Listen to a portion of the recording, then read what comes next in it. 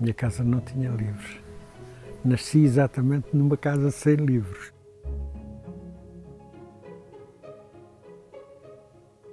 A minha mãe era analfabeta, completamente analfabeta, mas foi uma das mulheres mais inteligentes que eu conheci.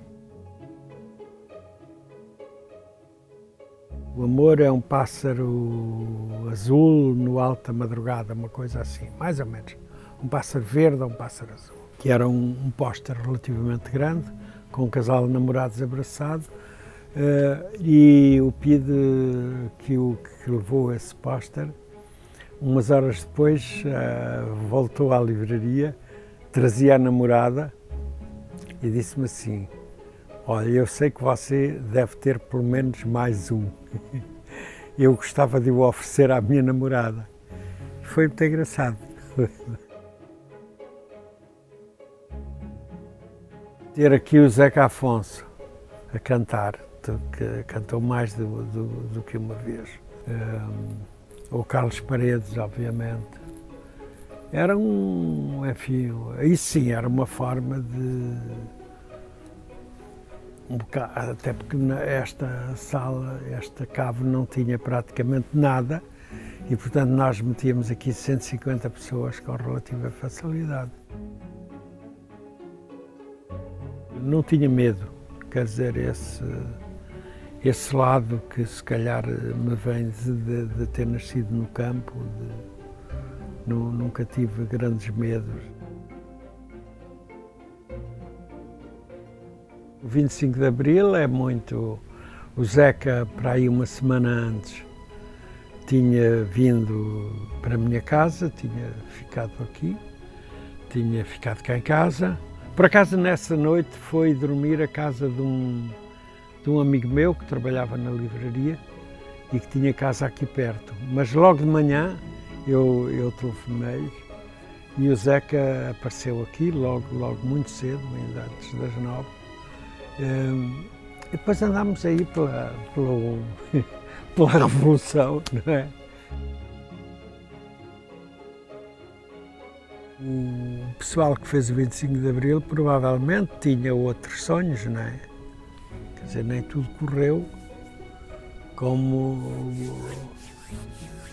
Quer dizer, isto, nós queremos sempre mais, as coisas não... Há coisas que correram muito mal depois, enfim, isto... Agora, é de facto uma mudança de paradigma, é impossível voltar ao que era antes, embora eu estou sempre desconfiado.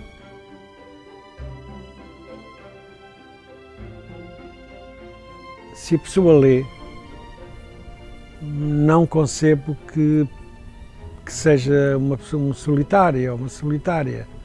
Quer dizer, o livro tem sempre... Há sempre mundos que ali estão. Aliás, a imaginação funciona muito através do livro. A gente pode viajar quase sem sair do quarto.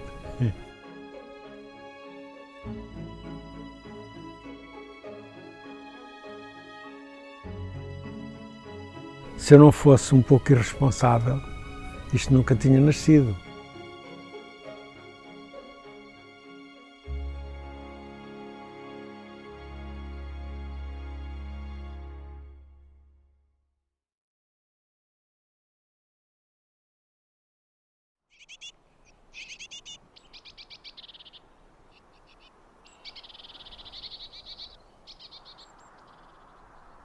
Eu tive, digamos, dois grandes contributos para me tornar leitor muito cedo.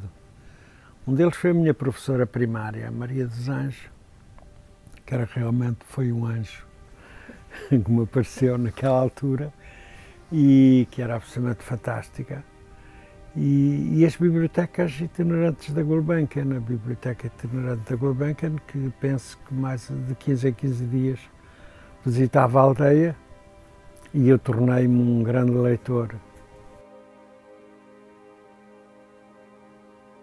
A minha infância foi uma infância de alguém que nasceu no campo, numa pequena aldeia, entre Orém e Tomar. E era uma dessas aldeias com a igreja também mais ou menos omnipresente. Recordo muito bem da missa, de todos esses rituais que eu vivia, filho como era de uma mãe muito religiosa, para não dizer fanática, e que nos obrigava ao cumprimento dessas obrigações todas.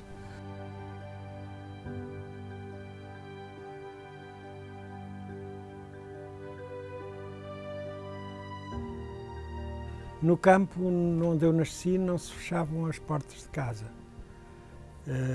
Por outro lado, toda a gente que tinha uma adega tinha um convite para que o pessoal entrasse, bebesse um copo, partilhasse o pão, o chouriço, essas coisas que fizeram parte intrínseca dessa minha experiência. Eu acho que muita da minha personalidade tem a ver com o nascimento no campo, não tenho dúvida.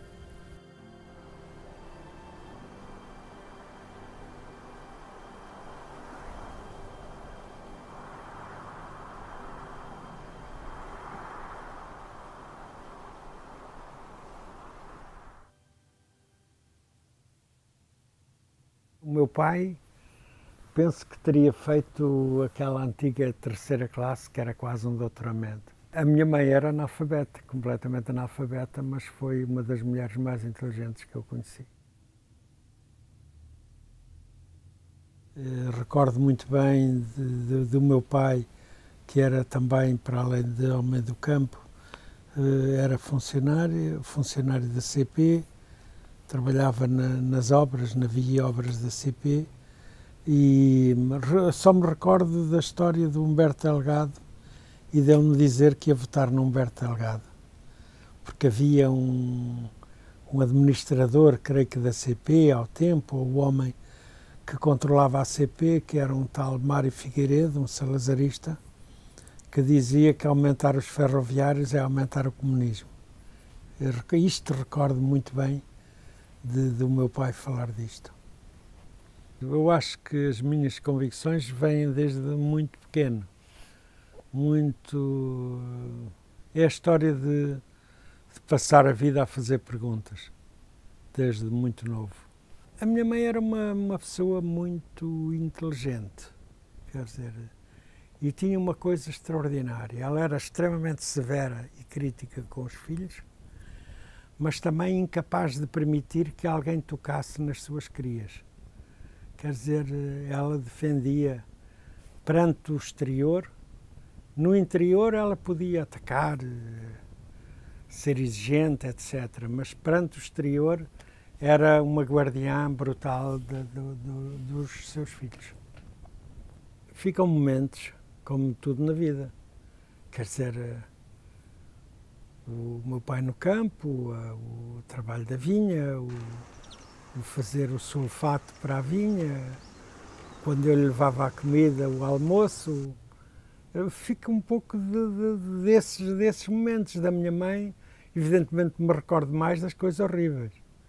Quer dizer, a minha mãe era muito... Eu não me recordo da minha mãe me ter dado um beijo, por exemplo. Não me recordo. Já o meu pai, recordo-me de ser um tipo muito mais carinhoso, muito mais... completamente... Eram duas personalidades completamente opostas. Eu hoje, não, obviamente que eu contesto todo esse modelo educativo, que aliás também tive no seminário da Aldeia Nova. Também era um modelo assim quase a Manhã Submersa de Virgílio Ferreira. Também era muito rigoroso, muito... Portanto, eu nasci a contestar essas coisas todas e cresci a contestar tudo isso.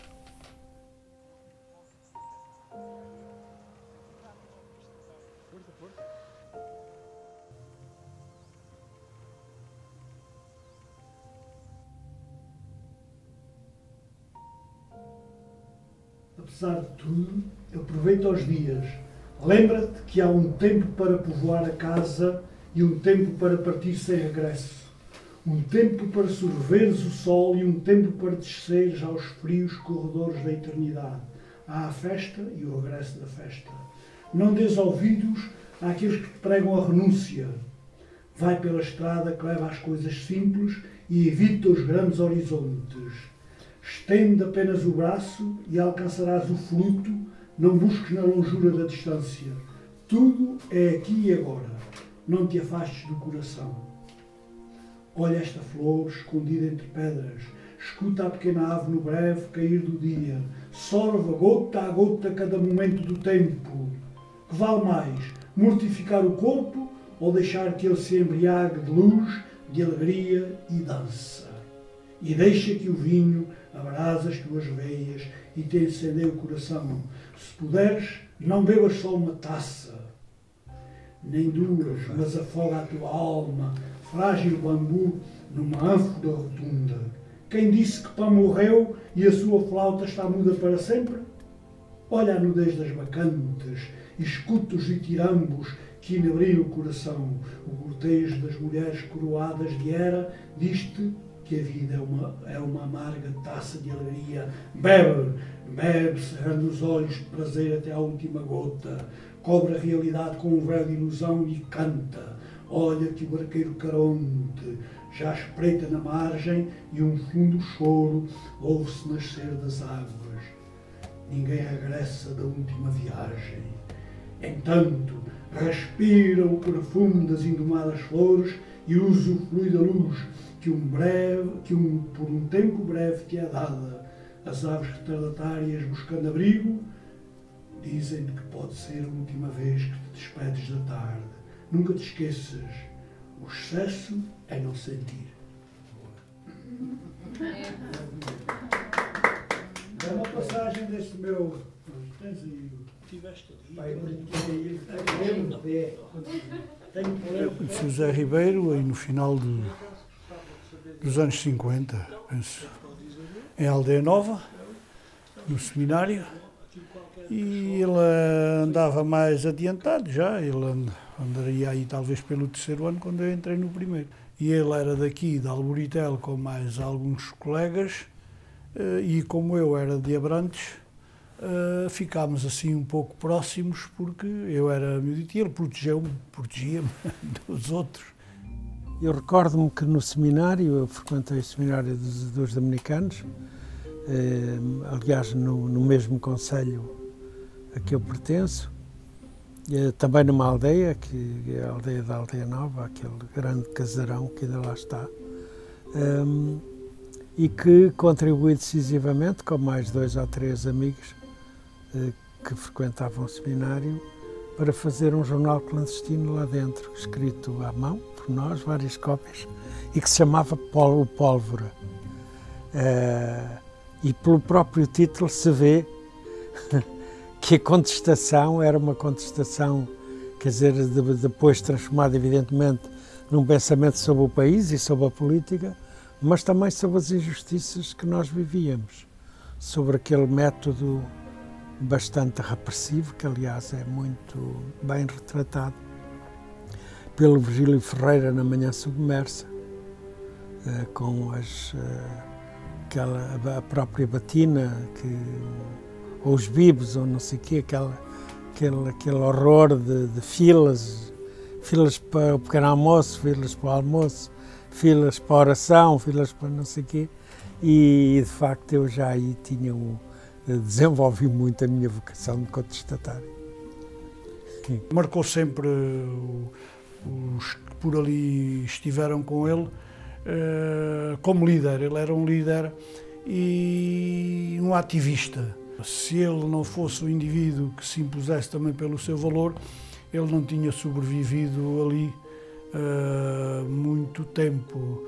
Se estivéssemos no universo da Manhã Submersa, ele tinha sido expulso em pouco tempo, mas como ele também se impunha pelo seu valor, pela sua qualidade, e era um indivíduo frontal,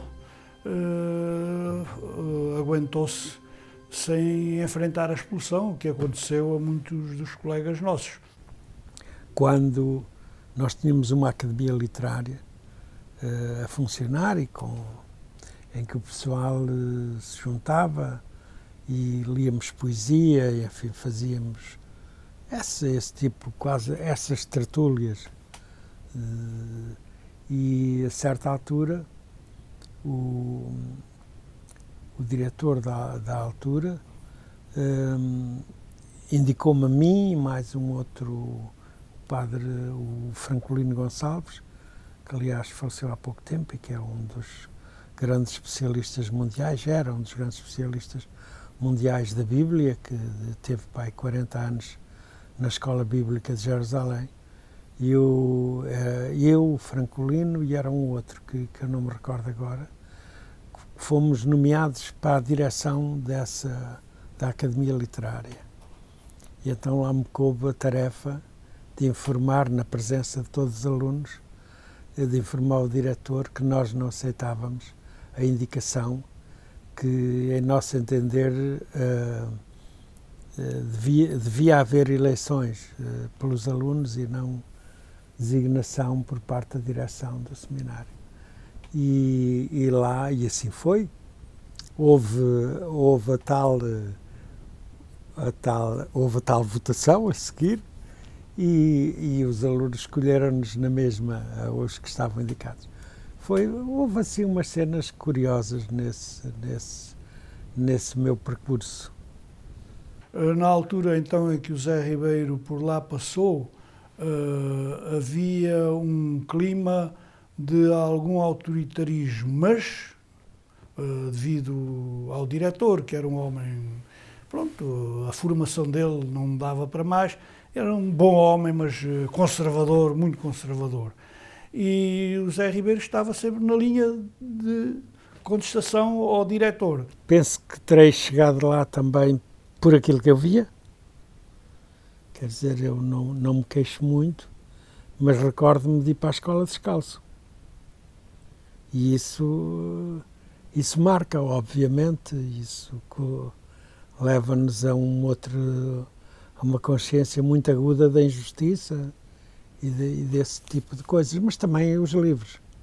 Os livros são sempre uma boa companhia e também ajudam a despertar as consciências. Tive várias cenas lá que à distância, enfim, testemunham um bocado essa minha vocação de pôr as coisas em causa e de questionar as injustiças, etc. Eu recordo-me que no meu 5º ano da Aldeia Nova subscrevi, assinei e fui o primeiro a assinar uma carta à direção do seminário questionando a expulsão de um colega e dizendo mais que todo o 5º ano se considerava expulso se a expulsão do colega não fosse anulada. E de facto veio a ser anulada, foi a nossa primeira grande vitória. Sempre vale a pena lutar contra a injustiça. Eu recordo muito bem essa cena do padre Luís Cerdeira me chamar depois, ao fim do dia, quando aquilo já estava tudo calmo, e me dizer: o menino é um vivo diabo. Mas são cenas curiosas. Eu saio dos dominicanos, depois ainda vou um ano para Tomar, para o Colégio Nuno Álvares, e depois rapidamente venho para Lisboa. Começo a trabalhar muito cedo, enfim, andei por aí numas empresas daquelas chatas e acabo na propaganda médica, que é a coisa mais chata que eu conheci na minha vida. E já durante o tempo em que trabalhei na propaganda médica, já esta fase dos livros começou. E depois fundei a Obelisco, na Amadora, a livraria, no final dos anos 60, e do Obelisco então é que nasce a Olmeiro. Depois da Olmeiro fundo também a Síria Alvim, outra editora. Na altura Pecapides estava muito focada na Olmeiro e pareceu-me útil enfim, desviar um bocado a atenção daqui. Um dia o João Carlos Alvim veio ter comigo e em conversa arquitetámos a forma de fazer a Síria Alvim. Mas, portanto, eu começo nos livros relativamente cedo. Eu creio que já fiz mais de 50 anos de editor e de livreiro. Isto é de uma série que é o My Queen.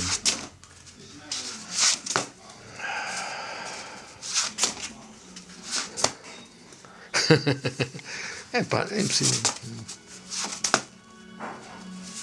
Isto é o Yeats. Isto é o Yeats. O retrato do Yeats. Não sei se eu sou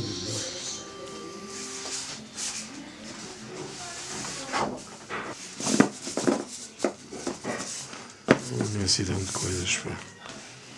Uma imensidão de coisas. Nem eu próprio sei o que é que tenho aí. Nem eu sei. Deixa eu ver aqui este. Ajuda este. Deixa eu ver aqui. É só impossível. Incrível. Olha lá este Cristo.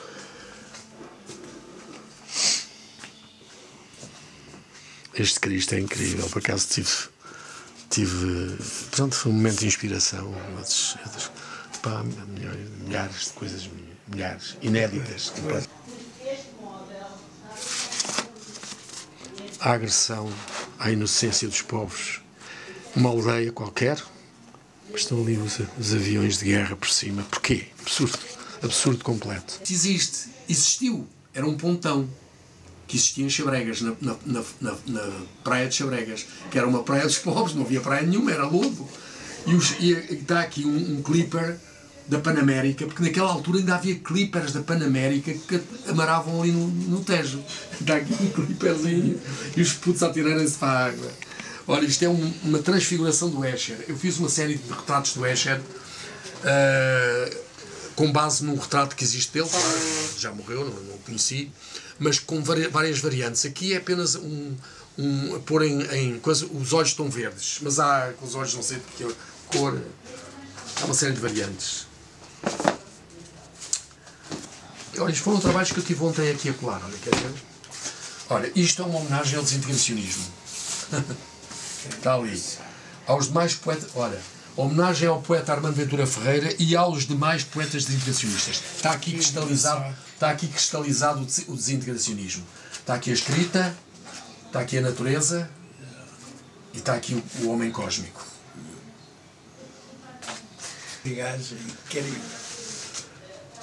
Como é que da merda e do caos pode nascer uma ave? Isto era um caos, mas eu disse não, vai nascer uma ave. E nasceu uma ave. Foi assim que Deus fez a Terra.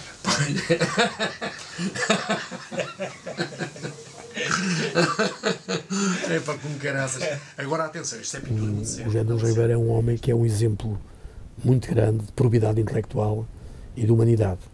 E se quisermos, de humanismo. Porque é um indivíduo de formação humanística. Forte. Um homem com sentido da terra, com sentido da integridade da terra,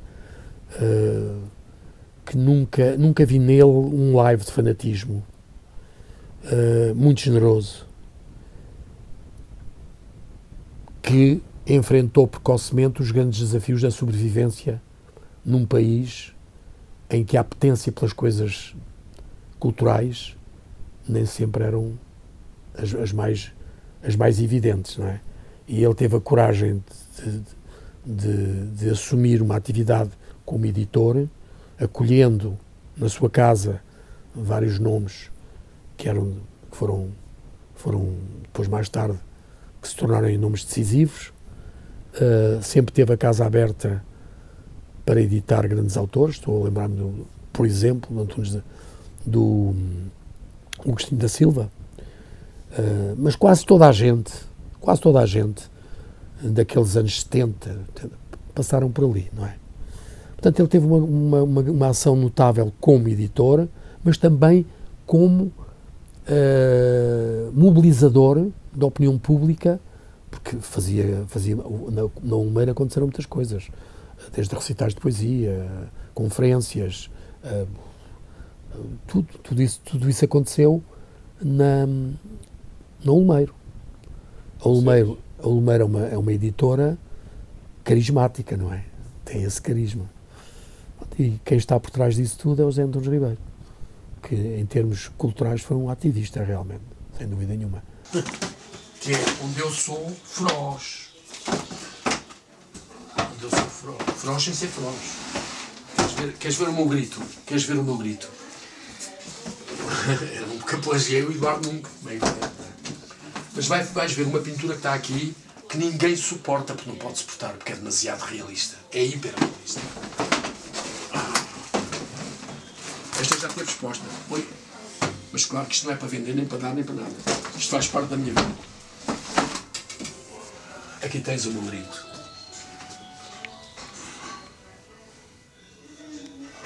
Este é que é o meu grito. Incrível isto. Quantidade de coisas que este gajo tem.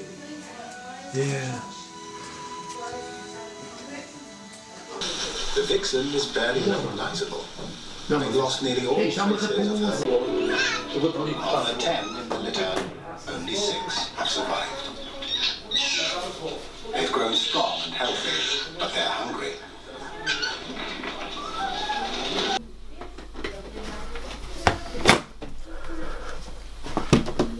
Isto é tudo poesia minha. Isto é tudo poesia minha. Isto é tudo poesia minha. Este é mesmo poesia minha. Não é da minha filha.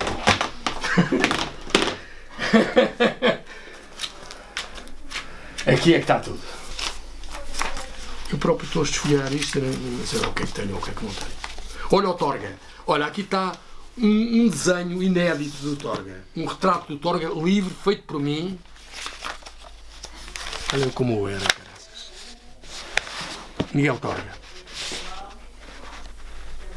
Ninguém sabe que isto existe, mano. Isto é um bom retrato. Espetacular. Espetacular retrato de Torga.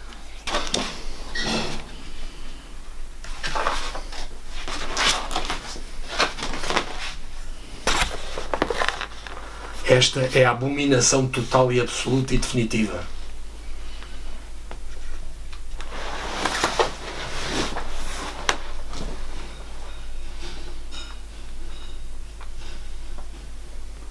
Mas havia um certo espartilho na sociedade portuguesa, como se sabe, não é? Com o surrealismo agonizante, o salazarismo agonizante, já numa fase já, enfim, de declínio, mas isso existia a PIDE, existia a censura, as pessoas... Eu nunca tive preocupações de ser censurado ou não. Eu limitei também, quer dizer, o peso que eu tinha era muito pouco, e era um indivíduo que publicava coisas esporádicas, tanto aquelas que tinha na vertente literária, com a poesia, como na vertente pictórica, com os meus desenhos, as minhas aguarelas, essas coisas. E realmente, nessas coisas, refletia-se um pouco uma preocupação social. Um pouco ou muito. Eu era sensível a isso. E muitos dos nossos camaradas, digamos assim, camaradas de sonho, entre os quais contamos o José Antunes Ribeiro, alinhávamos nesta caminhada. Isto já nem vale a pena. O que é que está aqui? Isto é só... Olha o Ferreira da Silva. Conheces o Ferreira da Silva? Está aqui o retrato dele, olha. Um dos retratos dele. Incrível. Isto já é pintura. Pintura para valer como pintura.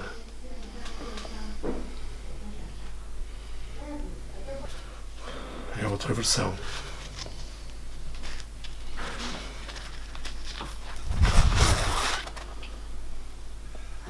Isto é o drama daquela humanidade que não tem nada para a África. Uma certa África. Nem está, é ele, é o Yeats. Então eles não quereriam ter este retrato lá na Irlanda?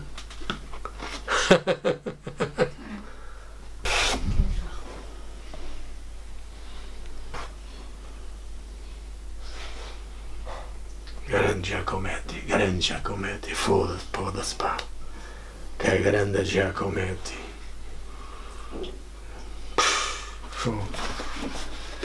Meu Deus do céu, que o mundo já viu, caraças. Isto é um tríptico, um dítico. Está aqui a tristeza do toureiro, um toureiro carbónico, pá. E o touro com este olhar Look at me, look at me, my brother. Olha para mim, meu irmão.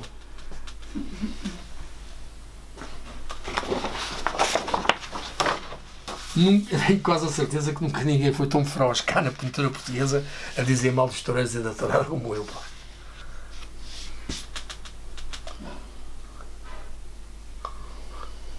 Que é muito aficionado. É assim?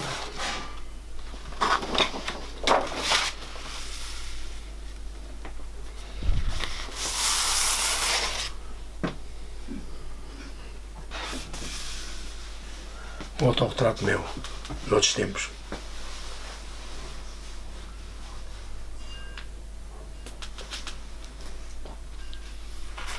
Incrível, incrível.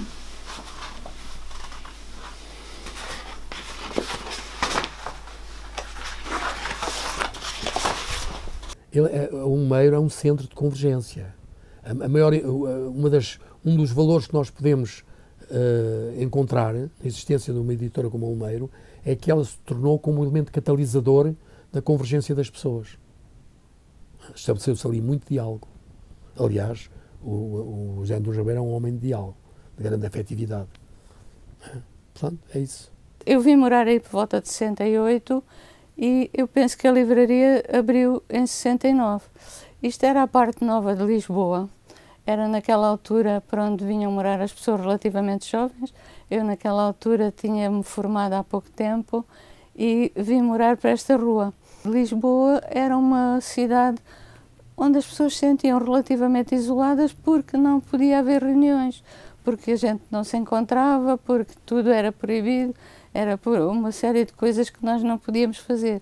E eis que esta livraria aparece. Nós começámos isto para ir com 20 contos na altura. Sei que 20 contos na altura ainda era um bocado de dinheiro, mas era nada para isto tudo. Não pagava assistentes. A Avenida Uruguai era novíssima na altura, tinha 1 ano ou 2. E, portanto, foi fácil porque fomos uma das primeiras lojas da Avenida. Eu estava ligado às cooperativas culturais, estava na direção de uma delas.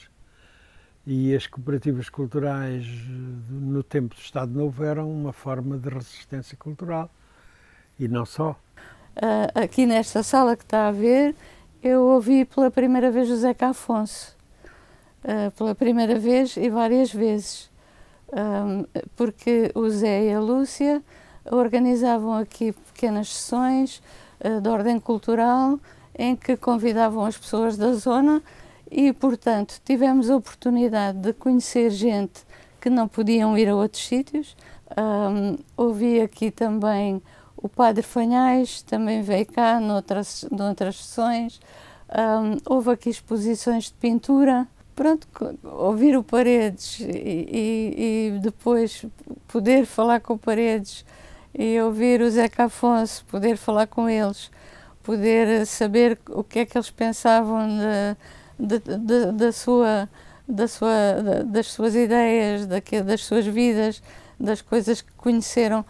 Pois, as pessoas hoje em dia têm muitas dificuldades em perceber isso, mas de facto o nosso tempo era um tempo... A geração, enfim, o pessoal mais jovem não sabe o que é viver numa situação em que a liberdade não existe, em que há apreensões de livros, em que há censura, em que o cinema há uma série de imagens que são cortadas.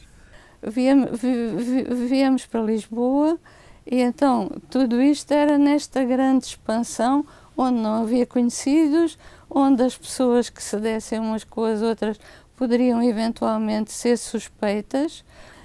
Portanto, era este o ambiente que se vivia na nossa geração. E a Olmeiro conseguiu, por exemplo, o Zeca Afonso. As cantigas do Zeca Afonso eram tudo cantigas que tinham uma ligação realmente ao ambiente que se vivia em Portugal, ambiente económico, etc. E claro que era proibido, não era ouvir o Zeca Afonso não era uma coisa que a gente pudesse ir com frequência. E de facto o Olmeiro conseguiu isso, correndo graves riscos. Eu penso que o Zé e a Lúcia correram graves riscos e no entanto, eles fizeram-no. E eu acho que isso é uma coisa que nós não podemos e não devemos esquecer.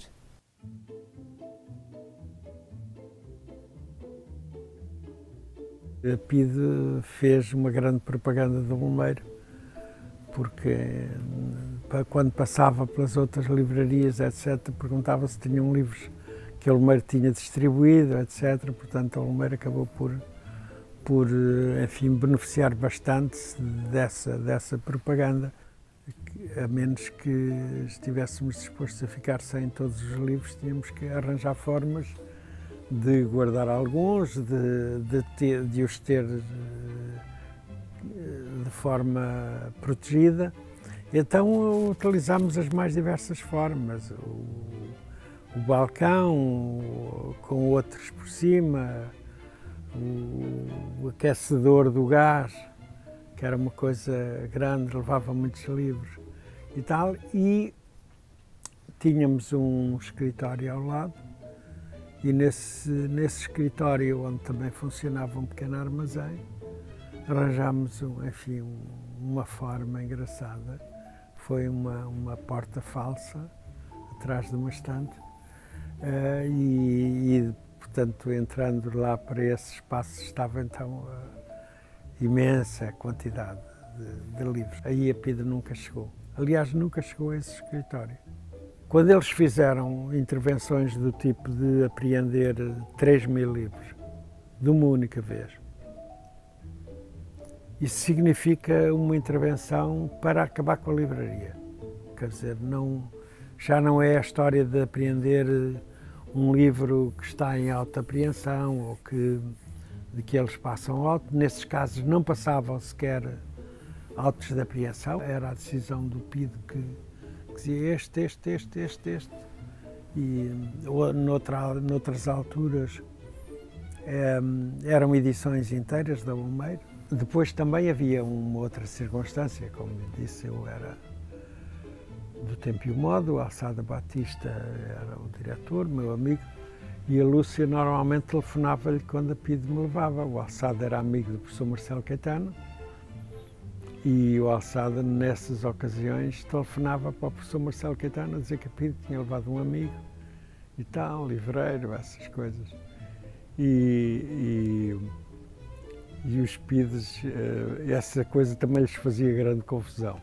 O Presidente do Conselho telefonar para lá por causa de um gajo que lá está, era uma coisa que para eles não havia... A lógica do funcionamento da PIDE não continha estas especificidades da política portuguesa.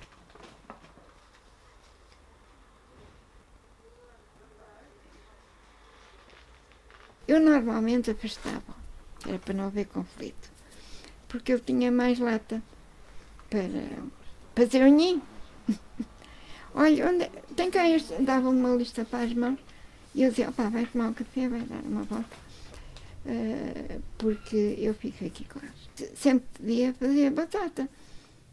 Os livros, que na altura saíam muitos, dos políticos, mas dos clássicos, dos Marx, dos Leninos, não sei o quê. Eu sabia onde estavam os livros, que eu praticamente é que os arrumava.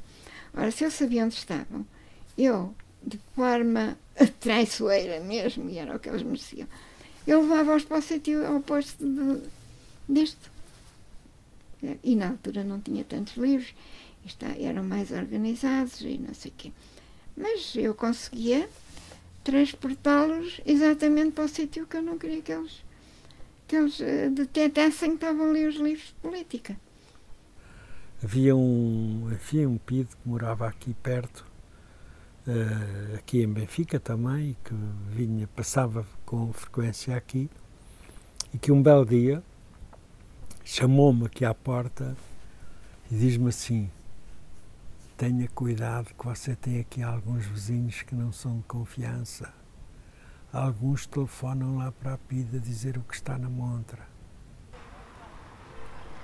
E é curioso como as pessoas, mesmo nas circunstâncias mais variadas, podem ter posições corretas, não é?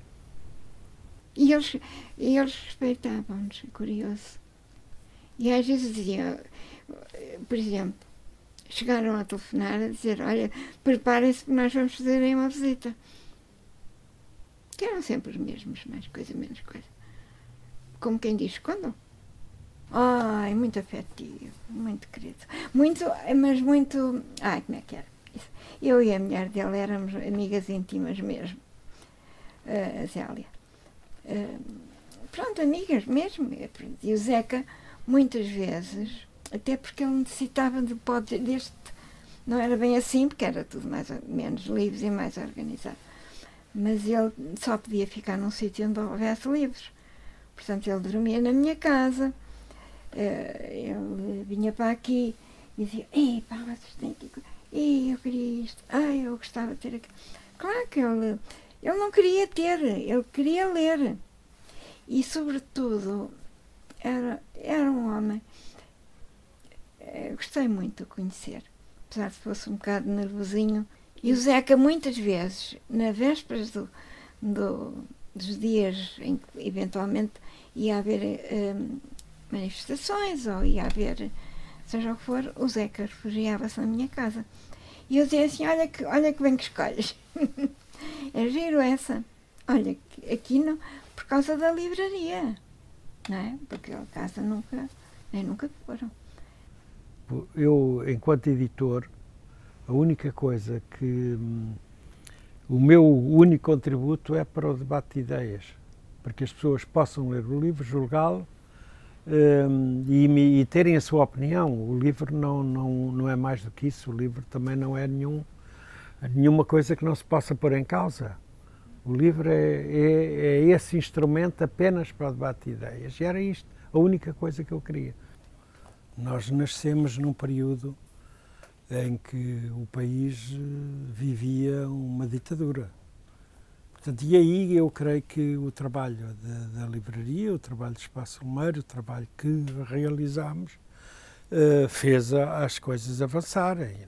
Nós somos uma pecinha da engrenagem que eu acho que fizemos sobretudo a nossa obrigação e em cada momento optámos por aquilo que considerava que era o lado certo da história. Está ligado ao... Considerei-me sempre antifascista e militante anticolonial, portanto, fez parte intrínseca das coisas que eu fiz. Este tem muito a ver, tem tudo a ver com a edição do livro Massacres na Guerra Colonial. Quando eu fui ouvido no 5º... Não é no 5º Tribunal Militar onde fui julgado, onde iria ser julgado, mas fui ao Estado-Maior-General das Forças Armadas ser ouvido por um juiz em relação ao livro. E depois daquela conversa toda e tal, de lhe ter dito que tinha publicado o livro, porque, aliás, era uma coisa recorrente que eu costumava dizer, e repeti-lhe a ele, os livros são para ser editados, as pessoas devem ter a possibilidade de os ler e fazerem as suas opções. Nós não pretendemos nada mais do que isso. E eu disse-lhe que aquele livro era claramente um livro de denúncia dos massacres na Guerra Colonial. E ele diz-me assim, mas você, com essa preocupação pela verdade, por que é que não ouviu os responsáveis pela Operação Marosca, que era o nome da operação em teto, ligado a estes massacres? E eu disse-lhe, ouça, e o senhor vai desenterrar os mortos para eu os ouvir também. E ele disse, já não quero mais nada. E disse para o fulano que estava lá, por acaso até me recordo o capitão Ferreira da Silva, disse-lhe, escreva aí que eu já não quero mais nada deste senhor. Hoje, se fizéssemos um questionário sobre a 1000 pessoas com alguns conhecimentos de uma geração de 30 anos, ninguém sabe quem é o José Antunes Ribeiro. No entanto, a Lumeiro e enfim, o próprio nascimento da Sílvia Alvim foram fundamentais, foram decisivos. E é metafórico, porque, repara, ele tem, antes de 74, jogou um papel muito importante, não é? Arriscou a vida foi perseguido pela PIDE, editou livros que eram proibidos. Aquele centro daquele seu mundo transformou-se num centro de oposição ao próprio regime. Eu seguramente diria que os grandes momentos do Olmeiro, estão ligados a tudo o que se fez cá. De resistência contra o regime, contra o marcelismo e o salazarismo, com o Zeca, com o Fanhais, com o Carlos Paredes, com tantas sessões que houve aqui, Rogério Paulo, falar de teatro, enfim. Mas depois conheci outras pessoas, por exemplo, veio aqui para mesmo fazer um recital de poesia, o Lawrence Ferlinghetti, o homem que está ligado ao nascimento da Beat Generation. O Carlos Paredes, também nos perdíamos por aí pela cidade, de vez em quando à conversa, até às tantas da noite, e depois olhávamos para o relógio e dizia, epá, já é tão tarde. Mas o Paredes era, como pessoa, também fantástico. Morava aqui mesmo em frente à livraria. Eu não quero ser injusto, porque tivemos o professor Agostinho da Silva, que foi também um marco da Olmeiro. Aliás, a Olmeiro é a única editora que ele tem. Publica originais deles depois do 25 de Abril, mais ninguém publicou. O Zé Ribeiro é o único, e a Olmeiro, o espaço da Olmeiro, é único em Lisboa, por vários motivos. Pela importância que teve na história da cultura portuguesa contemporânea, pela forma como tanta gente passou por ali, por aquilo que tanta gente fez ali, naquele espaço. Na altura era muito claro o inimigo. E, portanto, contra esse inimigo, que era claríssimo, o regime, enfim, havia conquistas elementares, a liberdade de expressão, desde logo, porque a capacidade de podermos ler aquilo que quisermos ler, de podermos expressar as nossas opiniões, de podermos escrever as nossas opiniões, tudo isso era relativamente claro. Portanto, nós sabíamos quem estava de um lado e quem estava do outro. Hoje as coisas são muito mais difusas e, por outro lado, se calhar são também mais difíceis. Não é fácil hoje este simples facto de fundar uma livraria. Também há muita gente medíocre no meio do sistema. E eu acho que a nossa luta hoje tinha que ser contra a mediocridade. Eu penso que uma das constantes do ser humano é o sonho. Sem livros não se vai longe. É importante ir à procura das pessoas nos sítios onde elas estão, nas feiras, nas romarias, enfim, nesse sítio todo, com muita gente, com os copos, com tudo que há à volta, mais ou menos simpático, o local onde as pessoas se encontram e que os livros devem estar aí, as pessoas devem esbarrar literalmente neles e talvez a partir daí pudessem circular um pouco mais. Todos nós já desacreditámos que o Olmeiro vai ser o que quer que seja, menos ele. Ele continua a acreditar e há muitas coisas que vão acontecer em 2019 e em 2020 e ele é sempre o último a deixar de acreditar e certamente que eu acredito com ele porque tem uma força de futuro que a maioria das pessoas não tem e eu certamente não tenho. Sou sempre otimista por natureza. Eu acho que fechando isto abro a possibilidade de fazer mais coisas, várias coisas e portanto vão bater por elas, isso é seguro. Sabes que a Olmeiro não encerra, não vai encerrar. A Olmeiro não se encerra porque ninguém encerra um espírito.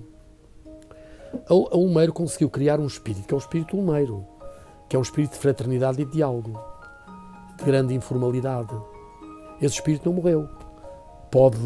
Podem fechar-se as portas do espaço. O espaço está lá, o espaço existe também dentro das pessoas que conheceram a Olmeiro ou que a conhecem. Eu fico, aquilo que mais me gratifica é entrarem-me aqui, às vezes em bando, bom, no sentido bonito, jovens, ociosos, com uma necessidade de ler e às vezes sem dinheiro para comprar os livros. Isso é que eu adoro. Dar-los tudo aquilo que eles querem ler. Leiam. Mas esse eu depois quero ficar com ele, tragam-me. Porque é para mim ou porque não sei o quê. E É uma coisa muito gratificante. Foi uma época também maravilhosa ter podido contactar com eles e nem toda a gente corria esses riscos, e nem sempre era fácil, e aqui encontramos isso. E isso, por outro lado, levou a uma ligação entre as pessoas que nunca mais se esquece. Eu não esqueci. É preciso, pode sempre recomeçar, começar de novo. Amanhã é sempre um novo dia.